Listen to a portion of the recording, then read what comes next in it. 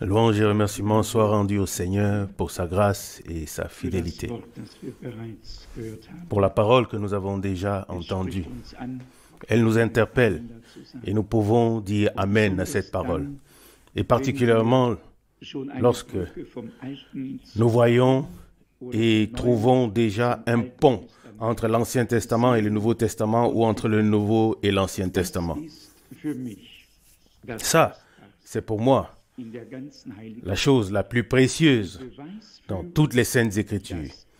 La preuve que tout ce que Dieu a dit par la bouche des prophètes, qu'il a prédit ou annoncé d'avance, c'est la preuve que tout s'est accompli exactement comme prévu. Ça, c'est une preuve si puissante de l'authenticité et de la véracité de la parole de Dieu que même un moqueur et un médiseur de Dieu ne pourrait contredire s'il réfléchissait à ce qu'il fait. Mais la plupart de ceux qui ne veulent pas croire ne réfléchissent pas à ce qu'ils font. Ils n'ont qu'une seule chose en tête, c'est contredire Dieu. Et nous n'avons qu'une seule chose en tête, c'est donner raison à Dieu, lui donner raison de tout cœur et nous réjouir de ce que Dieu est le Tout-Puissant et qu'il puisse tout conduire et tout disposer. Imaginez-vous que Dieu était un homme et qu'il devait, trembler ou se poser la question si toutes les choses devaient se passer comme il a dit. Qu'en serait-il? Le Tout-Puissant est assis sur son trône dans toute sa majesté et tout doit se passer comme il le veut. Tout doit se réaliser comme il l'a dit. Parfois, nous avons honte et nous blessons notre Seigneur parce que nous ne pouvons pas vraiment croire. Si nous avions une confiance totale en Dieu, véritablement une confiance en Dieu, alors nous verrions qu'il fera toutes choses bien. Nous verrons qu'il a commencé et qu'il achèvera. Qu'il y aura véritablement une église sans tache et sans ride, car c'est écrit ainsi. Et Jean avait déjà vu l'épouse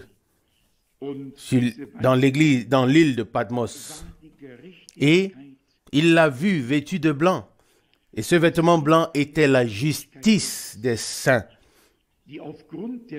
Selon Apocalypse 19, verset 8. Il y a une justice de Dieu qui a été accordée aux justifiés sur base de la justification divine à la croix. Notre propre justice, comme il est écrit, est comme un vêtement souillé. Mais la justice de Dieu est un vêtement blanc et scintillant. Les saints en sont revêtus et nous en sommes très reconnaissants au Seigneur. Ce soir, j'ai eu un peu de temps pour mettre de l'ordre dans mes affaires et je chantais sans arrêt plus près de la maison, plus près de la maison. Et j'espère seulement que cela n'ira pas trop vite, que je ne serai pas rappelé à la maison trop tôt. Mais pendant que je chantais, une pensée m'a saisi et m'a attristé. Pendant que je chantais, je n'ai pas pu exprimer cette joie que l'on devrait ressentir lorsqu'on s'est réjoui vraiment de quelque chose. J'ai pensé, chanter, c'est bien, le désir est là, mais malgré cela, il y a encore une touche de douleur. La chose est encore empreinte de douleur, comme si la joie ne parvenait pas vraiment à s'exprimer pleinement. Et vous savez bien que la joie dans le Seigneur est notre force, mais elle doit être là. Et la joie est même un fruit de l'esprit, selon Galates chapitre 5, probablement à partir du verset 26. Et là, nous devons vraiment tous nous demander où nous en sommes à cet égard.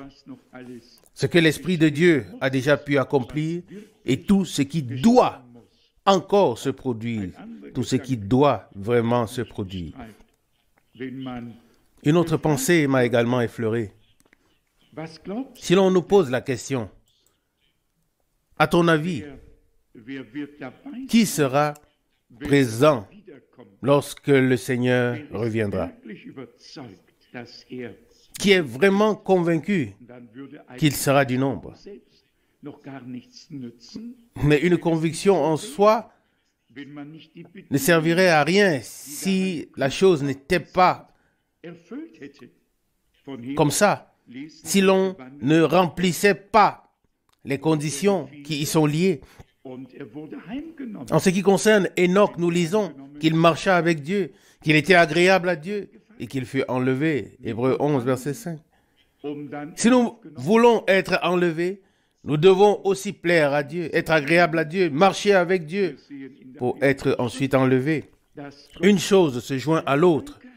Et nous voyons dans les Saintes Écritures que Dieu a laissé tous les peuples suivre leur propre chemin. Il ne s'est pas occupé d'eux. Oui, qu'est-ce qu'ils faisaient? Oui, ils adoraient les étoiles et autres choses. Il est même écrit qu'il a donné au peuple l'armée du ciel pour qu'il l'adore.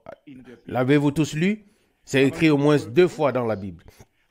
Mais il n'a pas permis tout cela au peuple de Dieu. Oui, il ne s'est révélé qu'à un seul peuple.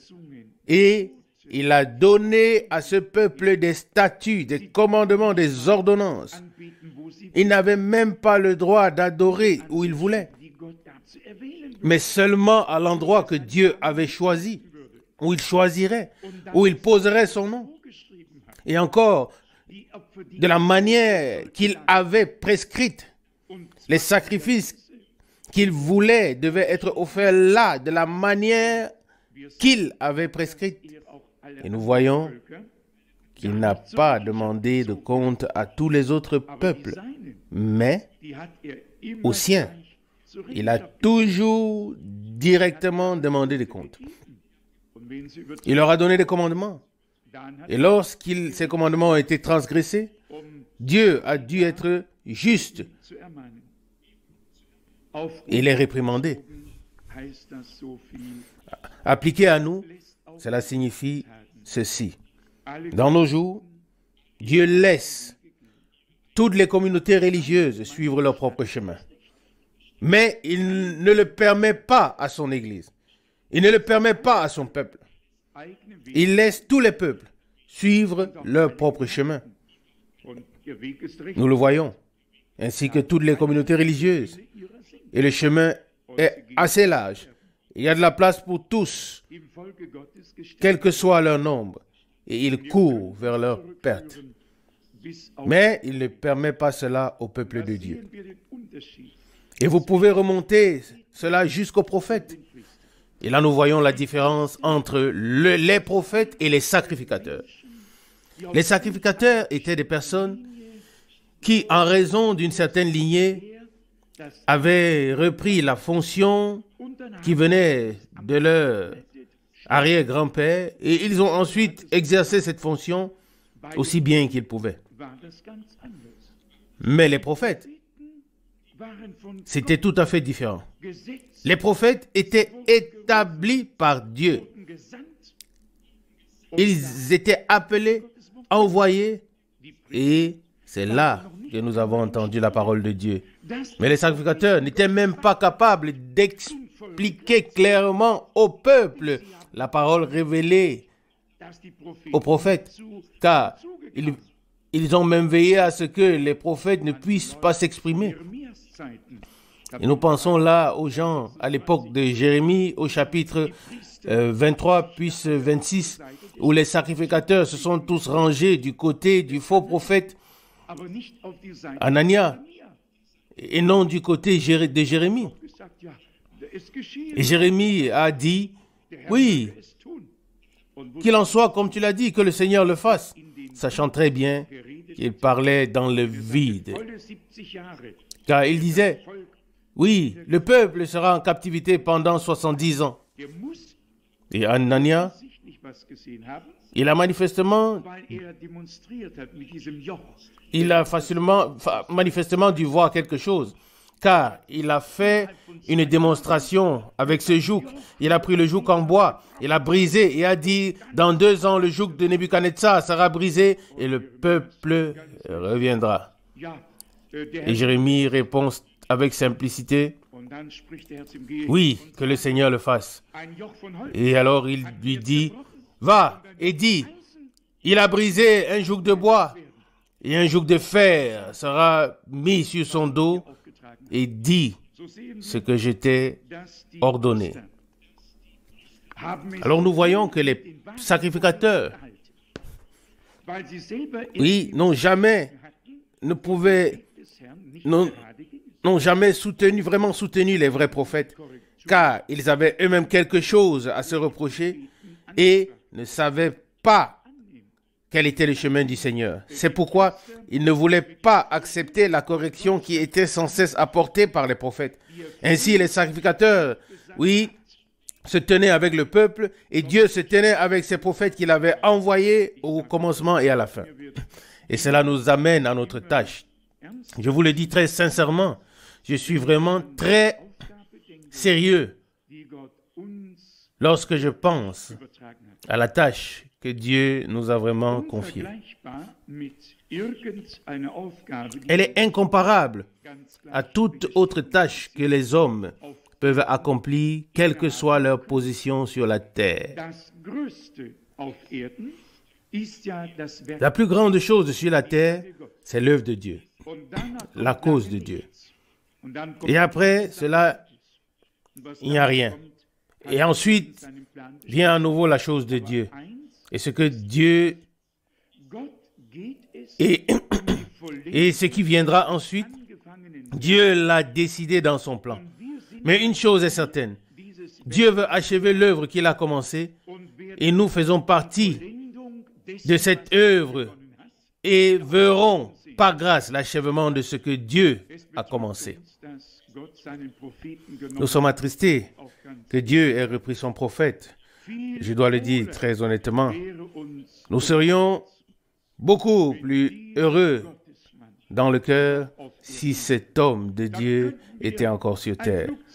Alors nous pourrions louer un avion et nous envoler vers là-bas. Et si Dieu ne lui révélait rien, il ne nous dirait aussi rien. C'est ainsi. Si Dieu ne lui révélait rien, il ne pourrait rien dire à aucun d'entre nous. Il y a des gens qui vivent en quelque sorte au-dessus des nuages et qui disent, oui, si frère Branham était ici, alors je prendrai le prochain avion. Oui, oui, et tu reviendras avec l'avion suivant. C'était vraiment ainsi. Il ne pourrait rien dire. Il ne pouvait rien dire à moins que Dieu ne lui ait révélé quelque chose. Mais ce qui devait vraiment être dit à l'Église, ça a aussi été dit. Et il ne pourrait pas en dire plus aujourd'hui que ce qu'il a dit à l'époque. L'important, c'est que nous le comprenions bien. Maintenant, en ce qui me concerne, je vous prie de me soutenir dans la prière, afin que nous recevions très bientôt quelque chose de Dieu, ou bientôt quelque chose de Dieu, et que nous ayons en quelque sorte l'impression que la face de Dieu brille sur nous. On a parfois l'impression, vous le savez tous, vous qui êtes croyants, on a parfois l'impression que le Seigneur nous montre sa face et parfois on a l'impression qu'il est en colère contre nous. Que ce soit seulement une supposition ou que ce soit vrai, laissons la chose pour l'instant. Mais une chose est certaine, c'est que nous avons tous intérêt à chercher Dieu et à lui demander de se révéler à nous. Combien d'entre vous aspirent encore à cela? Vous qui n'avez pas encore perdu courage, qui n'avez pas encore abandonné l'espoir, mais qui continuez à croire que le Seigneur se révélera en son temps. Aujourd'hui, je n'ai en fait rien à dire. Demain, je m'envole vers Lagos, en Afrique de l'Ouest. Et frère Rousse m'a dit aujourd'hui, alors qu'il est mon coiffeur, et même si je n'ai plus de cheveux, mais il a rasé un peu les côtés de ma tête. Et il me dit, aujourd'hui, tu dois prêcher avec puissance, car demain, tu partiras. Je me suis dit, oh oui, prêcher avec puissance, c'est facile à dire, mais pour cela, Dieu doit faire grâce. Et comme je l'ai dit, depuis Palerme, je ne vous l'ai pas encore dit, mais surtout depuis dimanche dernier, je suis profondément dans l'introspection en moi-même. J'ai vécu une expérience étrange entre deux réunions et je ne sais pas encore quoi en faire. Et j'attends véritablement que le Seigneur parle, qu'il se révèle, qu'il donne des instructions. Et puis, il y a encore une pensée qui me touche aussi en ce qui concerne le message que Dieu nous a donné. Aujourd'hui, très tôt le matin, quelqu'un m'a demandé ou quelqu'un m'a dit, « Frère Franck, quelle valeur le message a-t-il pour nous? Et quelle valeur lui accordons-nous » Puis il m'a donné lui-même la réponse et a dit, « J'ai demandé à un certain nombre de frères et sœurs s'ils avaient déjà parlé à quelqu'un de l'urgence, de la cause de Dieu, du retour imminent du Seigneur, de ce que Dieu a fait. » Et il est encore allé plus loin et a demandé à ce petit groupe, « Qui parmi vous a déjà donné une prédication de Frère Branham à une autre personne pour qu'il puisse la lire? » Est-ce que vous pouvez vous manifester? Et voilà, aucune main ne s'est manifestée. Oh oui, toi, oui, ta main s'est levée. Que Dieu te bénisse, mon frère. Oh, bon, d'accord, toi aussi, toi aussi, toi aussi. Oui, très bien, merci, que Dieu vous bénisse. Mais, cela a été pour moi une très grande leçon. Nous avons le dernier message, le croyez-vous? Le dernier message avant le retour du Seigneur. Et la chose est si sérieuse, si urgente, si importante et si globale. Ça englobe le monde entier. Et quelle importance avons-nous accordé à tout cela jusqu'à présent? Je dois me poser cette question à moi-même. Quand on m'a dit à l'époque, ne fonde pas, quand il m'a été dit à l'époque, ne fonde pas d'assemblée locale et ne publie pas de recueil de cantiques car c'est le signe d'une dénomination. Eh bien, nous l'avons appliqué ainsi. Mais dans quelle mesure, et c'est encore une question qui s'adresse à Dieu directement et à moi-même, pas à vous, dans quelle mesure ai-je fait ce que je devais faire? Nous avons connu des hauts et des bas au sein de l'assemblée locale ici, mais nous devons admettre honnêtement que jusqu'à ce jour, nous ne sommes pas encore devenus une assemblée biblique, ici non plus. Oui, nous pouvons maintenant peut-être secouer la tête à gauche et à droite ou quelque chose comme ça, mais c'est véritablement le cas. Nous sommes encore loin de pouvoir nous appeler assemblée biblique. Encore très loin, très loin. Et c'est une constatation, après tant d'années de services laborieux et de proclamation de la parole, C'est une constatation que je ne fais pas volontiers ou facilement, car qui a la responsabilité? Je ne me présente pas seul devant le tribunal et devant le jugement, ou sous le tribunal ou sous le jugement. Je pense à Frère Branham. Que dit-il? Je crois que c'est la prédication, l'enlèvement de l'épouse. Puis, il a eu la vision de l'épouse de l'Église. Bon, les choses vont et viennent. Où est-ce moi qui va et vient? Parfois, j'ai l'impression que je parle d'une chose et d'une autre chose et je suis dans le vide. Oui, quoi qu'il en soit. En tout cas, Frère Branham a eu peur de sa vie et s'est mis à pleurer et a dit tant d'années de ministère épuisant et de proclamation de la parole. Et c'est ça le résultat. Et il s'est senti mal. Et il s'est mis à pleurer. Et il dit, c'est ça le résultat de tous les efforts et de toutes les prédications qui ont eu lieu. Et nous devons faire la même chose. Faire la même chose en toute sincérité. Nous devons tirer un trait et voir, regarder ce qui en est sorti. Quel est le résultat? En réalité, nous ne sommes pas encore Église du Dieu vivant. Quelqu'un m'a également interpellé à ce sujet et m'a demandé quand est-ce que l'ordre dans l'Église sera mis en place ou établi. Oui, je vais vous dire une chose. C'est une chose de donner des règles ou des commandements au peuple, mais c'en est toute autre chose si l'Esprit rend les gens disponibles, si l'Esprit accomplit en nous ce qui est agréable à Dieu afin que nous puissions le faire. Amen. Car s'il y a une résistance intérieure, on peut afficher l'ordre dans l'église, sur le tableau, sur la porte à l'extérieur et même sur chaque chaise. Tant que tout cela n'est que écrit quelque part et non dans le cœur, qu'est-ce que Dieu peut-il en faire? La différence entre l'Ancien Testament et le Nouveau Testament est que dans l'Ancien Testament, Dieu a écrit sur les tables de pierre et les gens pouvaient le voir.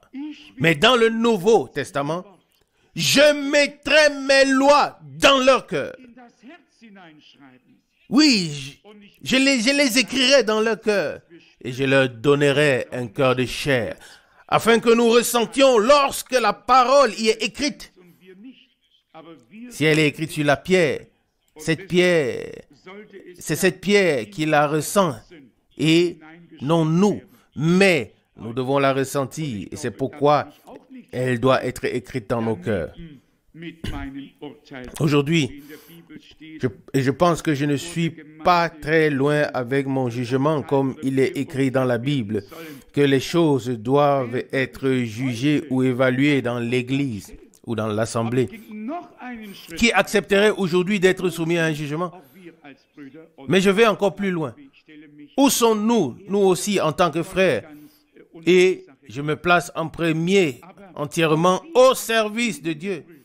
Mais nous aussi, en tant que frères qui servent, nous n'avons probablement pas encore pleinement reconnu et pris conscience de nos domaines de responsabilité jusqu'à aujourd'hui. Que l'esprit de sagesse et de connaissance, si l'esprit de justice pouvait être sur nous, cela deviendrait évident. Ici, ce ne sont pas des gens qui donnent leur opinion, mais ici, c'est le jugement de Dieu qui est prononcé. Comprenez-vous de quoi il s'agit? Dans l'Ancien Testament, il y avait des anciens, il y avait des gens qui devaient rendre la justice, qui devaient décider. Et je vais vous dire quelque chose, cela doit être ainsi. Nous devons y arriver. Et si nous n'y arrivons pas, des divisions persistent parce qu'aucune parole claire n'a été proclamée. Et tant qu'aucune parole claire n'a été prononcée par Dieu sur la chose, alors les uns ont une opinion, les autres ont une autre. Il y a donc des partis pris, des divisions. Et tant qu'il y a des divisions, nous ne sommes pas animés par l'esprit, mais par la chair. Oui, et nous sommes divisés et nous nous ignorons les uns les autres. Non, je suis rempli d'une telle inquiétude et je ne peux le dire à personne, avec une douleur directe dans mon cœur. Je ne sais pas si cela vous manque à tous, mais si cela ne vous manque pas, alors très bien, alors continuons comme jusqu'à présent. Mais ça ne va pas, croyez-moi, ça ne va pas. Nous devons revenir à Dieu. Nous devons revenir à la parole. Nous devons revenir à la conduite de l'esprit. Nous devons revenir aux réponses bibliques. Nous devons retrouver les voies, les normes et les formes bibliques. Il n'y a pas d'autre moyen d'atteindre le but. Amen. Ne me demandez pas comment ce chemin doit être pris. Je pense que ce sera dans la foi, dans la méditation de la parole et dans la prière. Mais vraiment, par la prière très, très sérieuse. Car voyez-vous, il est vrai que certaines choses flottent dans l'air et que chacun y pense ou pense de la chose comme il veut ou dit ce qu'il veut. Et cela ne doit pas être le cas. Dans la maison de Dieu, tout doit être jugé et décidé selon le jugement divin, conformément à la parole de Dieu. Amen. Il est également écrit, celui qui ne se soumet pas à cela, considérez qu'il soit pour vous comme un incroyant. Mais cela nous amène au deuxième point. Qui serait prêt? Supposons qu'il y ait une chose ou une affaire qui persiste dans l'assemblée. Et il est dit que nous ne devons pas aller devant des juges terrestres. C'est le dernier recours. Ceux qui ont été contraints un jour à faire recours aux juges terrestres le regrettent jusqu'à la fin de leur vie. Ce n'est pas une voie pour les croyants, mais c'est une voie pour ceux qui sont destinés à l'enfer. Mais ceux qui ont été, d'une manière ou d'une autre, contraints à le faire, savent ce que ça signifie. Ce n'est pas souhaitable. Ce n'est souhaitable à personne, aucun homme sur la terre. Mais comme dit la Bible, vous qui deviez juger le monde, vous n'êtes pas capable de juger des petites choses parmi vous. Et puis, vous allez encore devant des juges du monde.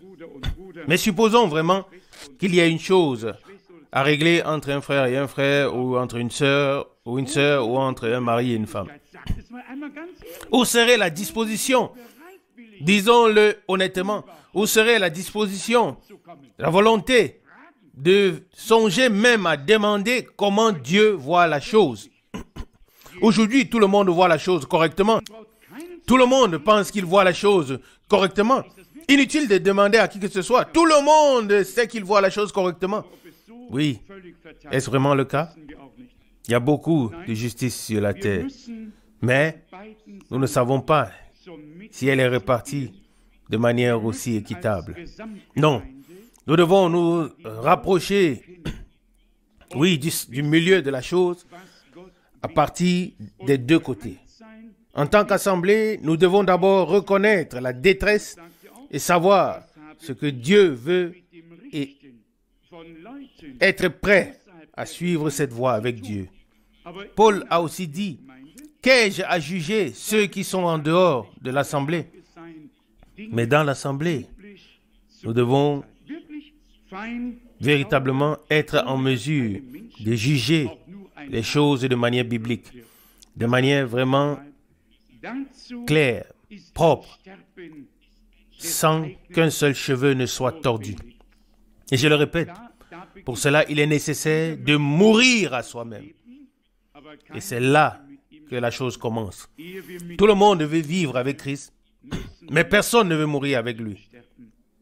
Mais avant que nous ne puissions vivre avec lui, nous devons mourir avec lui. Et je suis d'avis que Dieu doit nous venir en aide à tout égard.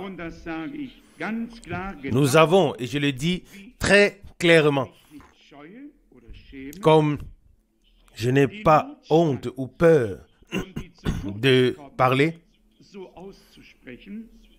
de la détresse et des manquements que nous avons, Je suis convaincu que Dieu nous a vraiment mandatés et imposé le dernier message qui doit être apporté au peuple dans le monde entier avant le retour de Christ. Malgré toutes nos préoccupations et nos échecs, malgré toute notre situation qui peut être et qui est méprisable, ne perdons pas de vue que Dieu, dans sa miséricorde, nous a vraiment confié sa parole, son message. Mais si nous voulons le proclamer librement, avec la foi nécessaire pour le faire avec liberté, alors tout le reste doit également être en ordre, comme nous le constatons très bien. Il faut alors ôter tout ce qui fait obstacle au Seigneur. Et je le souhaite de tout cœur. Tout le monde ne sera peut-être pas d'accord avec cela, mais je souhaite véritablement, de tout mon cœur, que la volonté de Dieu s'accomplisse dans ma vie. Ce que je dis parfois au Seigneur, je ne peux pas le dire aux hommes, mais je suis vraiment prêt intérieurement à faire la volonté de Dieu afin de lui donner la possibilité de faire lui aussi ce qu'il a prévu de faire. Et je suis convaincu que comme nous l'avons déjà dit tout à l'heure, il laisse tous les peuples suivre leur chemin. Il laisse toutes les communautés religieuses suivre leur chemin. À qui s'est-il adressé? À son peuple, à son Église. Et là où il a parlé, il demande des comptes. Il ne demande pas les comptes à tous les autres. Il le fera lors du jugement dernier. Nous qui avons écouté sa parole, à qui beaucoup a été confié, nous allons être appelés à rendre des comptes. Mais, oui, dans ma dernière prédication avant le voyage, oui, je ne veux pas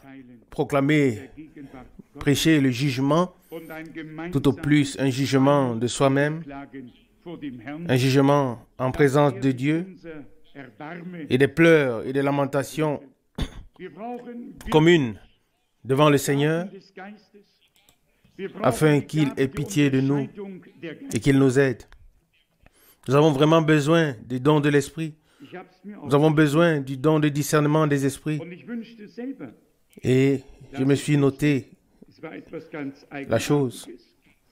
Et j'aurais aimé savoir moi-même. C'était quelque chose de très étrange. Pas comme d'habitude à la première personne, mais à la troisième personne. Et je l'ai noté et il était dit, le Seigneur veut parler à nouveau. Il a parlé dans le passé, mais l'esprit de divination s'est infiltré. Maintenant, il veut dire ce qui est vrai sans que l'esprit de divination s'infiltre à nouveau.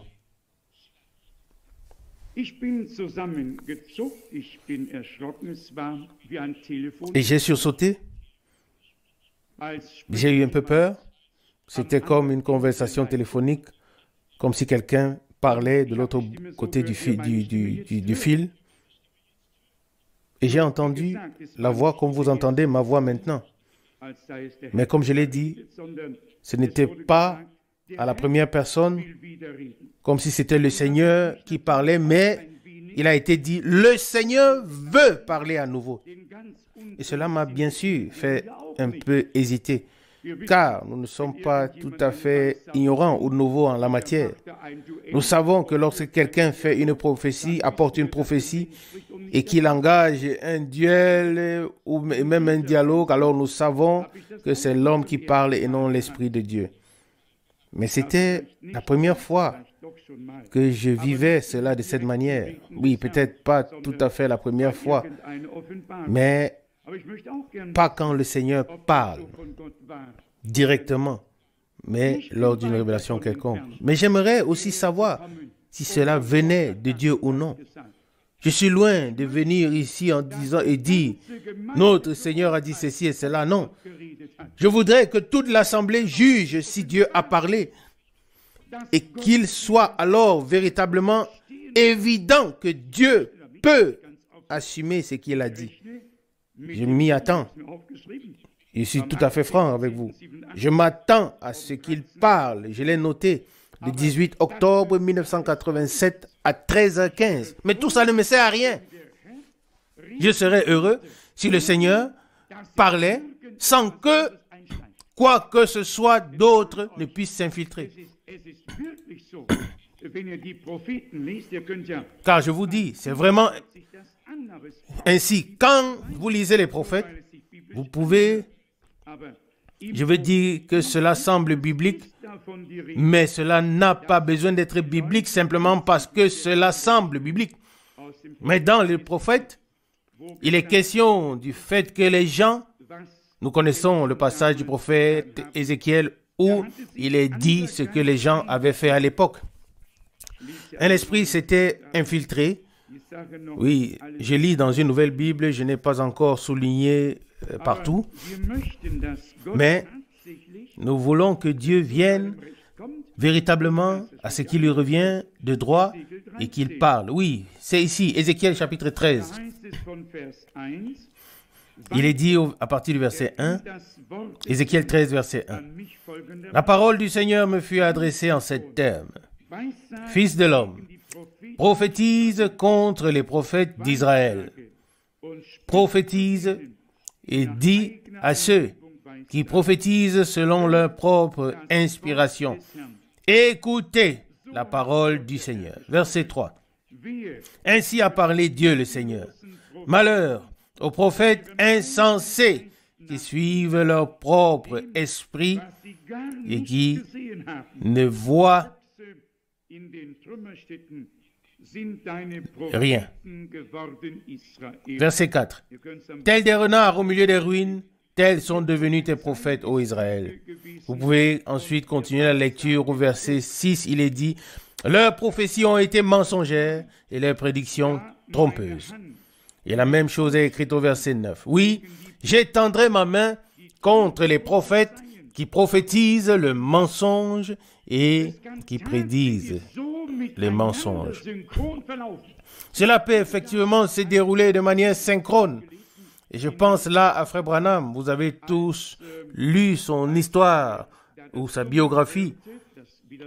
Quand il a entendu le bourdonnement comme celui d'une abeille, et soudain, l'esprit lui a parlé et lui a dit, c'est un esprit de divination. Méfie-toi de cela. Il faut, et nous voulons l'atteindre ici à tous les prix, et tout le monde doit y participer. Dieu n'a pas besoin de spectateurs, mais seulement des participants, des personnes qui assument, oui, tout le fardeau et toute la responsabilité. Et je vous dis ce que c'est. Il serait facile pour nous tous d'être là en tant que spectateurs. Oui, que nous disions maintenant, oui, oh, je le savais aussi et je l'ai vu ainsi à l'époque. Non, cessons de porter de tels jugements. Soumettons-nous à Dieu. Si nous l'avions vu et su, nous aurions dû le dire. Sinon, nous en sommes responsables. Nous n'avons pas besoin de venir avec de telles choses. Non, nous devons regarder les choses en face et nous présenter devant la face de Dieu et dire, Seigneur, en ce lieu, toi seul as le pouvoir, oui, as le pouvoir de faire et de dire. Nous sommes ici rassemblés devant toi afin que tu sauves, que tu parles, que tu agisses et que tu guérisses, quoi que tu fasses ce que tu veux faire afin que tu... Oui. Mais si nous sommes tous prêts à assumer nos responsabilités, comment voulons-nous le faire? Remercier soit Dieu pour tous les cœurs disposés. Mais le don de discernement des esprits est un don spirituel. Et les 9 dons spirituels viennent dans le cœur de l'homme par le baptême de l'esprit. comment voulons-nous utiliser ces dons si nous n'avons pas encore reçu en nous celui qui les donne dans la plénitude du Saint-Esprit? Alors, ne soyez pas déçus, ne soyez pas découragés, mais nous sommes encore au début. Nous ne sommes pas à la fin, nous sommes encore au début. Et nous en arrivons même au point ce soir, on peut le dire sans crainte. Les gens ont même déjà peur lorsqu'on prie pour le baptême de l'Esprit. Ils ont peur de ne pas recevoir ou ils ont peur de recevoir autre chose. Oui, où en sommes-nous arrivés? Toutes ces choses doivent être nettoyées et retirées du cœur avec leurs racines, leurs ramifications et les excroissances. Que nous puissions croire de tout cœur la parole de Dieu dans laquelle il est écrit que si nous lui demandons l'Esprit, il ne nous donnera pas des scorpions. Si nous lui demandons du pain, il ne nous donnera pas des serpents. Mais il nous donnera l'Esprit. Il donnera l'Esprit à celui qui le lui demande. Le croyez-vous? Nous devons simplement mettre de côté toute crainte, faire entièrement confiance au Seigneur et assumer l'entière responsabilité. Bien sûr, il serait facile pour nous aujourd'hui de nous tirer d'affaire ou bien de nous éclipser, de rejeter la responsabilité sur tous les autres, en particulier sur ceux qui ne sont plus ici. Oui, ce serait très facile. Non, comme David, nous avons un cœur de berger et nous venons ici devant la face de Dieu, non pas pour faire valoir notre justice, mais pour nous mettre à la disposition de Dieu. Nous voulons qu'après la proclamation authentique de la parole, que l'Esprit de Dieu puisse descendre, véritablement descendre, afin que toute raideur et tout ce qui ne passe pas ou ne correspond pas avec un croyant puisse disparaître. Que le vieil homme soit dépouillé. Oui, si on ne le dépouille pas soi-même, qu'il soit alors dépouillé. Il y a en effet certaines personnes qui ne peuvent pas se dépouiller elles-mêmes, alors elles doivent être dépouillées. Les Saintes Écritures disent dans Éphésiens chapitre 4, « Dépouillez-vous du vieil homme et revêtez-vous de l'homme nouveau. » Éphésiens 4, verset 24. Mais si nous n'en avons pas la capacité, alors que Dieu nous aide à nous dépouiller afin de pouvoir ensuite revêtir l'homme nouveau. Cependant, nous avons un avenir glorieux. Oui, nous avons un avenir glorieux. Et ce qui est beau, c'est que malgré toutes les expériences amères que nous avons faites nous-mêmes, que d'autres nous ont fait expérimenter, et nous leur avons aussi fait expérimenter, oui, nous avons gardé la grâce de reconnaître que le Seigneur marche avec nous sur le chemin de l'amour et de la paix, qu'il n'a jamais de mauvaises intentions à notre égard. Mais, comme il est écrit, nous nous attendons à tes jugements. Et si le Seigneur nous est favorable, et je n'en doute pas, alors, comme nous l'avons déjà dit, il mènera à bien l'œuvre qu'il a commencée. Nous sommes ici réunis devant la face de Dieu pour écouter la parole, pour laisser agir l'Esprit. Nous sommes ici pour comprendre que le dernier tour va commencer. Et Dieu doit bien commencer quelque part. Et je veux le dire très ouvertement. Quand je passe en revue toutes les prophéties qui ont été données dans le passé, elles m'ont été à nouveau rappelées par quelqu'un malgré qu'elles soient passées. Quand je passe en revue toutes ces prophéties, alors je trouve beaucoup de choses que l'Esprit de Dieu a dites en toute vérité parmi nous. Beaucoup de choses. Je ne pense pas qu'il faille jeter le divin et aussi ce qui n'est pas divin. Non. Comme je l'ai dit, nous voulons que Dieu arrive à ce qui lui revient. Comme ce serait beau si plus rien ne pouvait s'infiltrer. S'il y avait une action claire de Dieu, et nous pouvons compter là-dessus. Et je compte, oui, sur la chose. Et je vous dis aussi où cela se produira. Là où les hommes ne décident pas sur les dons, mais là où le donateur décide sur les dons et les hommes. Ce n'est pas nous qui maîtrisons la situation, mais Dieu qui nous maîtrise, nous et la situation. C'est là que cela se produit. Et vous voyez bien qu'à l'époque, les prophètes ils maîtrisaient la situation.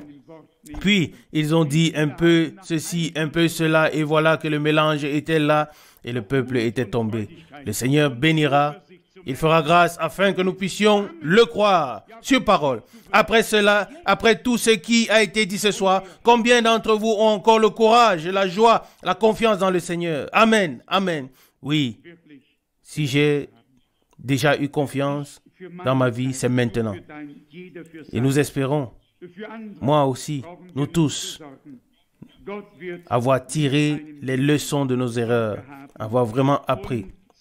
Moi pour ma part, toi pour ta part, chacun pour sa part. Nous n'avons pas à nous soucier des autres. Dieu prendra soin de chacun et arrivera à ce qui lui revient. Je termine par le psaume 8 que nous avons entendu. Psaume 8, verset 2.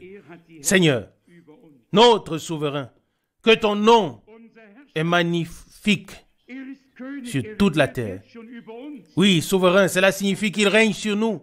Verset 2. Seigneur, notre souverain, il est roi, il règne déjà sur nous.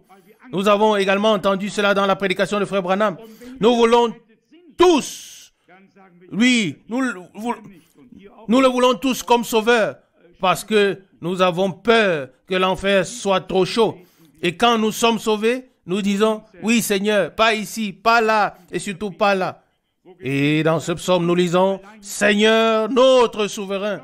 Je pourrais vous amener dans l'épître de Jude, où il est écrit qu'il réunit le seul souverain. Jude, verset 4.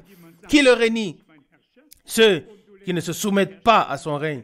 Et si quelqu'un dit, Seigneur, tu es mon souverain, et que tu ne le laisses pas régner, mais que tu contrôles tout, alors, qu'est-ce que cela signifie? Cela ne fonctionne pas. Psaume 8, verset 2. Seigneur, notre souverain, que ton nom est magnifique. Que doit exprimer David dans un autre psaume? D'autres ont régné sur nous. Oui, quand est-ce que d'autres ont-ils régné sur nous? Lorsque nous avons renoncé à la souveraineté de Dieu, lorsque nous avons rejeté la souveraineté de Dieu, alors d'autres ont régné sur nous. Et si le Seigneur peut régner sur nous, alors personne d'autre ne régnera sur nous. Amen. Est-ce que c'est vrai ou non? Alors, quelle est la conséquence? Nous disons, Seigneur, sois notre souverain. Règne sur nous afin que nous puissions nous contrôler et aie le dernier mot dans notre vie. Alors, nous pouvons dire, comme au verset 2, Seigneur, notre souverain, que ton nom est magnifique sur toute la terre. Toi, dont la majesté se manifeste dans les cieux.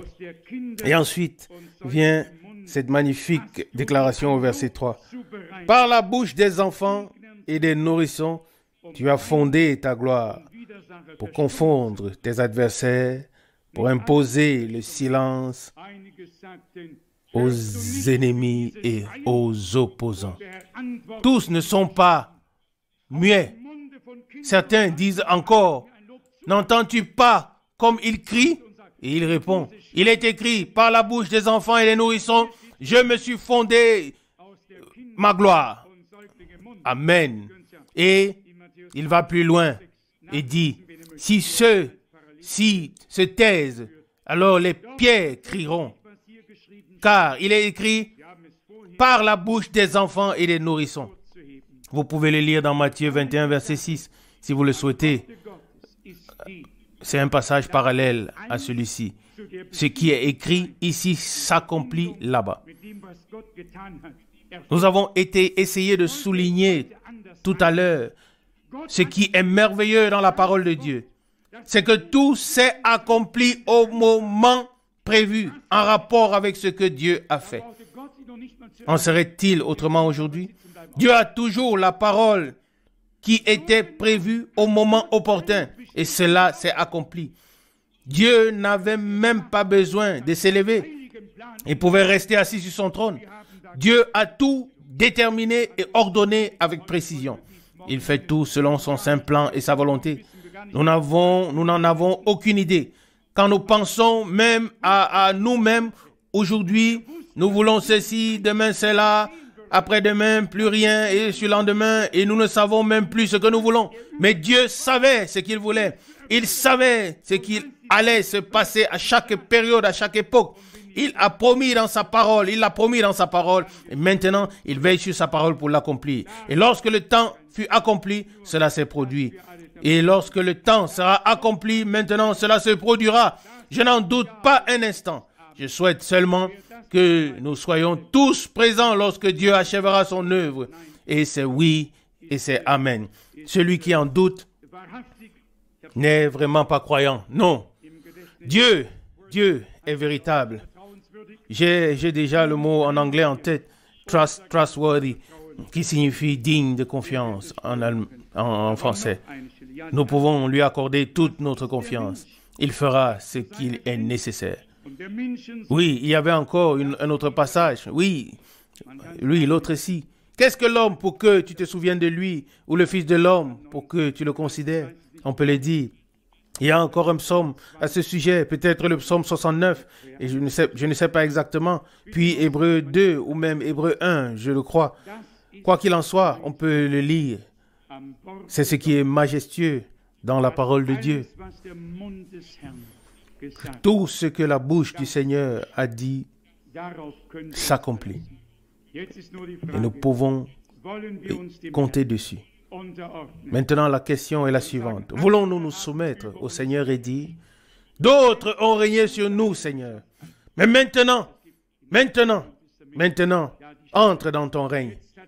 Vous savez, il y a dans l'Ancien Testament et dans le Nouveau Testament des passages qui disent que le Seigneur a pris son règne. Hein? Réjouissons-nous et rendons-lui gloire. Vous connaissez les Saintes Écritures. Apocalypse chapitre 11, verset 15 et aussi d'autres paroles.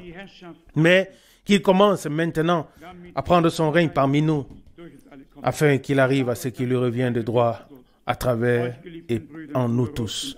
Je vous le dis, alors personne plus ne sera laissé en arrière. À vous, mes frères bien-aimés, frères Rousse, et tous ceux qui vous assistent, je vous souhaite du courage, la joie, la foi, la confiance. Et à tous les autres qui écoutent la parole de Dieu en ce lieu, je vous prie d'écouter avec amour. Nous voulons être unis comme un seul cœur, une seule âme. Oui, et comme des membres, nous voulons être assemblés et former le cœur du Seigneur qui fonctionne et qui fonctionnera alors d'une manière ou d'une autre dans peu de temps. Qu'à partir d'aujourd'hui, nous gardions en pensée de demander à Dieu et de lui dire, Seigneur, bâtis ton Église comme tu l'as promis, à savoir que ton Église, oui, à savoir ton Église, que les portes de l'enfer ne pourront pas vaincre. Il bâtira une telle Église et les portes du séjour des morts ne prévaudront point contre elle. Il y a une autre expression qui dit, Seigneur, oui, submerge-moi. Oui, que nous puissions dire, Seigneur, submerge-moi et sois vainqueur dans ma vie et dans la nôtre. Souvenez-vous aussi de moi dans vos prières. Je serai ici mercredi, dans 2 semaines. Et si tout se passe bien et que le Seigneur ne me rappelle pas à lui entre-temps, vous savez bien que parfois il y a des avions qui crashent. Nous espérons que cela n'arrive pas, mais nous ne savons pas quel chemin Dieu prend avec nous. Mais nous devons savoir une chose. Nous avons proclamé la parole du Seigneur en toute vérité. Et cela sera confirmé dans l'éternité. Qu'il nous donne maintenant un cœur disposé et un esprit humble afin d'abandonner toute résistance et de lui dire, Seigneur, me voici, Fais de moi ce qui te plaît. Nous avons aussi des requêtes que nous voulons apporter au Seigneur. Levons-nous pour cela. Père Céleste, de tout cœur, je te remercie pour ce soir. Je te remercie pour les possibilités de comparaison que nous avons dans ta parole. Nous pouvons y voir tes voies et aussi les voies de ton peuple. Tes voies n'ont pas toujours été leurs voies et leurs voies n'ont pas toujours été tes voies. Et il en va de même pour nous, Seigneur. Nous te prions de tout cœur. Fais-nous grâce afin que nous puissions marcher sur tes voies, que nous puissions faire ta volonté, que nous nous souvenions de ta parole et de ton nom. Fidèle Seigneur, tu as des voies et des moyens d'accomplir tout cela par ton esprit. Tu veux rétablir l'état original dans l'Église. Nous croyons que la fin sera semblable au commencement. Fidèle Seigneur, nous sommes à ta disposition. Dans ta colère, souviens-toi de ta miséricorde, de ta grâce. Nous avons reçu ta parole. Nous avons écouté ton message, le dernier message qui est proclamé sur la terre. Seigneur, accorde-nous la grâce de reconnaître maintenant ce que tu veux faire. Nous sommes à ta disposition afin que tu puisses révéler ta volonté et l'accomplir. Bénis-nous. Enlève tout ce qui nous est propre. Fais-nous grâce. À cause de ton nom, Seigneur, nous louons la puissance de ton nom, de ton sang, de ta parole et de ton esprit. Nous te prions pour ta troupe rachetée par ton sang sur toute la terre. Seigneur, je souhaite que ce soit mon dernier voyage dans les circonstances actuelles. Que tu fasses un nouveau départ, Seigneur. Tu sais que je suis allé aussi loin que je pouvais, car tu m'as donné la force pour le faire. Seigneur, nous te prions maintenant ensemble pour l'assemblée locale et nous te demandons tout particulièrement de veiller à ce que notre frère bien-aimé Rousse puisse proclamer ta parole en toute liberté d'esprit et sans entrave en ce lieu. Et aussi tous les frères que tu as mis à ses côtés. Nous te prions, fidèle Seigneur, que tu puisses bénir au-delà de nos prières et de nos pensées et que tu nous fasses grâce en toutes choses. Et aussi dans le fait qu'un ancien mérite un double honneur. Seigneur, aide-nous à apprécier les ministères, ceux qui travaillent, et à veiller à ce qu'ils puissent être exercés. Seigneur bien-aimé, accepte-le. Tu sais toutes choses que nous devons et voulons te dire. Ton œuvre t'est confiée, ta cause est entre tes mains. Agis en nous conformément à ta parole. Je te remets tout. Et je te remercie de tout mener à bien de manière glorieuse. Sois loué et glorifié maintenant et pour l'éternité. Amen. Amen.